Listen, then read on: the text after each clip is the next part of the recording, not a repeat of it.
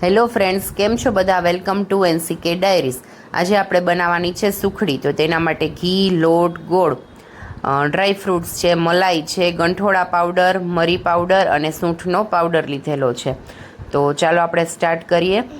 તો એક પેનમાં મેં 1 બાઉલ જેટલું ઘી લીધું છે. આપણે જેટલો લોટ લઈએ એટલું જ ઘી લેવાનું છે.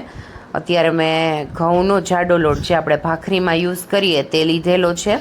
જો ઘી સરસ ગરમ થઈ જાય એટલે આપણે એમાં લોટ ઉમેરી દઈશું અને સાવ ધીમા ગેસ ઉપર આપણે સરસ હલાવી લેશું, એટલે લોટમાં ગાંઠા પણ ન પડે અને લોટ નીચે બેસે નહીં. તો ધીમા ગેસ ઉપર આપણે લોટ અને ઘીને એકદમ સરસ રીતે મિક્સ કરી દઈશું.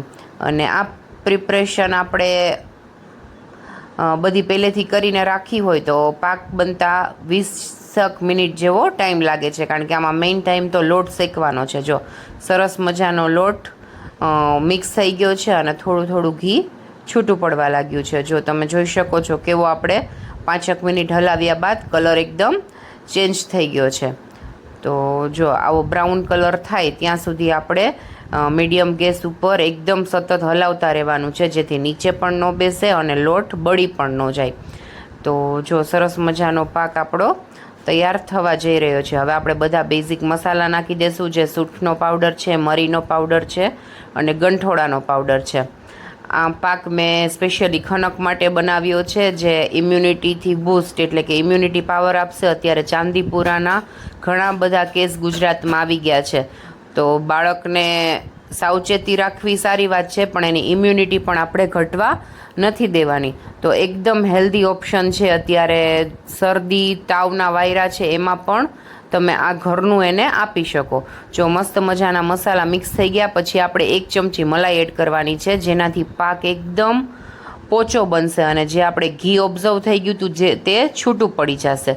પછી બધું મિક્સ થઈ જાય એટલે આપણે એમાં ગોળ એડ કરવાનો છે. મેં 1 વાટકો લોટ લીધો છે, તો એનાથી અડધાથી પોણા વાટકા જેટલો ગોળ લીધો છે. નકર તમે તમારી પસંદગી મુજબ જેટલું મીઠું ખાતા હોય એટલો ગોળ લઈ શકો છો. જો મસ્ત બધું મિક્સ થઈ ગયું છે એટલે આપણે ડ્રાય ફ્રૂટ એડ કરી દઈશું. મેં અડધું જ અત્યારે ડ્રાય ફ્રૂટ એડ કર્યું છે, અડધું આપણે ગાર્નિશિંગ માટે યુઝ કરીશું. તો જો કાજુ અને બદામ લીધા છે તેને મસ્ત બરાબર મિક્સ કરી લઈએ અને એક થાળીમાં મેં ઓલરેડી પહેલેથી જ ઘી સ્પ્રેડ કરી દીધું છે, એટલે પાક સરસ મજાનો અંદર ચોંટી જાય. તો જો આપણે બધો જ પાક થાળીમાં લઈ અને ચમચાની મદદથી પ્રેસ કરી અને એકદમ સ્પ્રેડ કરી દેશું.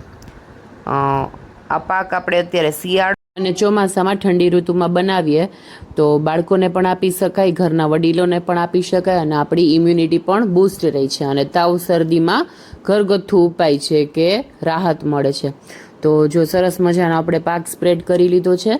હવે આપણે તવીથાની મદદથી મસ્ત મજાનું એકદમ પ્રેસ કરી અને શેપ આપી દઈશું અને આપણે જે ડ્રાય ફ્રૂટ રાખ્યા છે તે ઉપરથી સ્પ્રેડ કરી દઈશું, એટલે સરસ મજાના તવીથાની મદદથી ચોટી પણ જાય અને સ્વાદ પણ સરસ આવે. અને બાળકો પણ જો ડ્રાય ફ્રૂટ કે અમુક વસ્તુ ન ખાતા હોય તો આ બાને ખાઈ લે છે.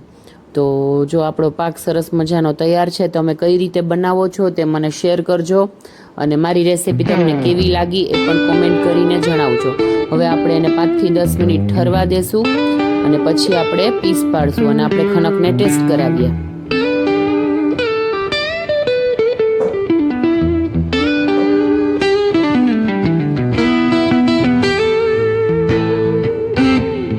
જો ખનકે મસ્ત રિવ્યુ આપી દીધા છે.